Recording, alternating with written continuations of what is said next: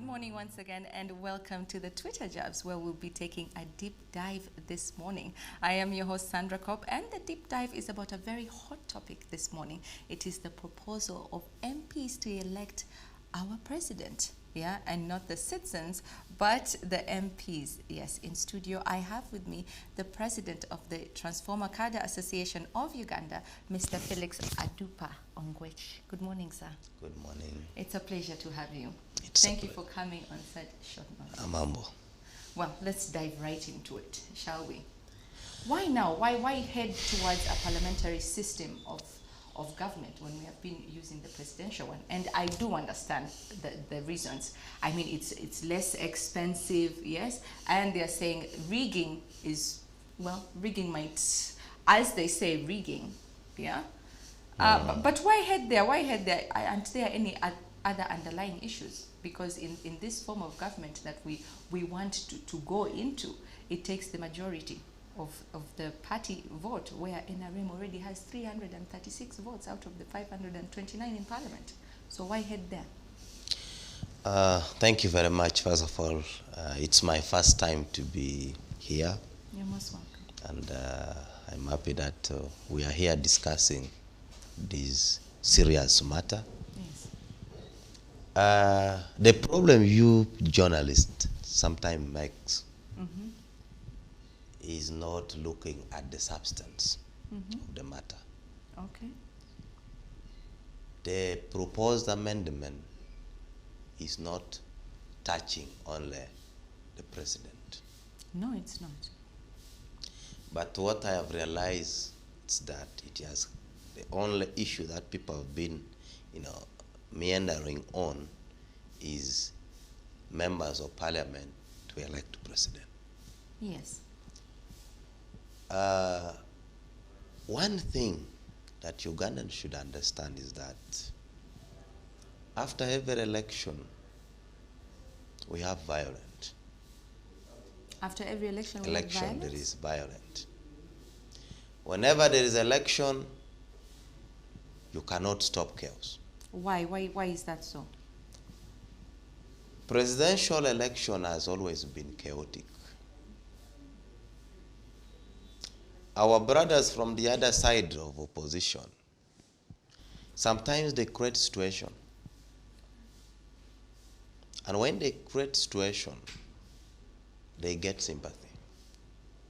We are beaten, our candidates were arrested, things like that. Not only that, they are never contented with the result. We are rigged out. We are going to court. They end up in court. Some of them withdraw even their petition. We don't have an open judiciary. Fine. What remedy do we have now? So this is one of the remedies? Yes. By heading towards? Let us go where we don't have so many people. A manageable number. Where you cannot be rigged. You are able to bring in your manifesto to members of parliament whom we believe they are elites. They understand this manifesto. Yes. They can digest it. Yes. Imagine if you asked a voter that, what was the manifesto of FDC? They would know the nitty-gritty. Me, I was supporting FDC, I voted for them.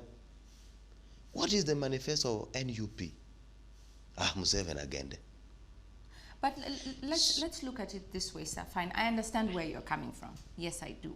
But doesn't this take the fundamental, like the democratic right for the person to vote? It's a democratic right to vote. Yes, we have not taken away that right. You are going to vote for your members of parliament. We are not saying no Ugandan is going to vote. No. Yes, they are going to vote for you the are members still of going parliament, to vote yes. for your members of parliament who shall be able to vote for president.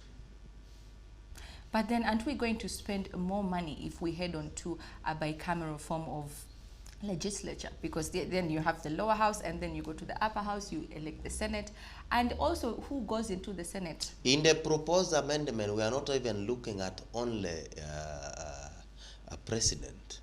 We are even looking reducing the power of the president. The president is too big. He's becoming the small god we have. Let him go to parliament, elected by parliament, answerable to parliament. We are going to have a situation whereby the president is always in parliament responding to your MP you sent from Komabogo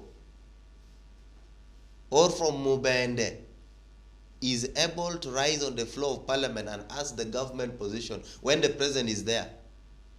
We don't need to go to Entebbe to look for president. No. Well, I feel that has its cons as well, sir. Are you but seeing? Now, we are also looking at reducing the size of the house. 400 and members of parliament for what? Well, when will you be able to have a sensible debate on the floor of parliament if you are given 2 minutes? True. I guess we're going to dive into that after this short break, because next on I have Mr. Jude Biamukama, who is a constitutional lawyer, and he can shed more light to these questions that Mr. Felix is asking. We'll see you in a bit.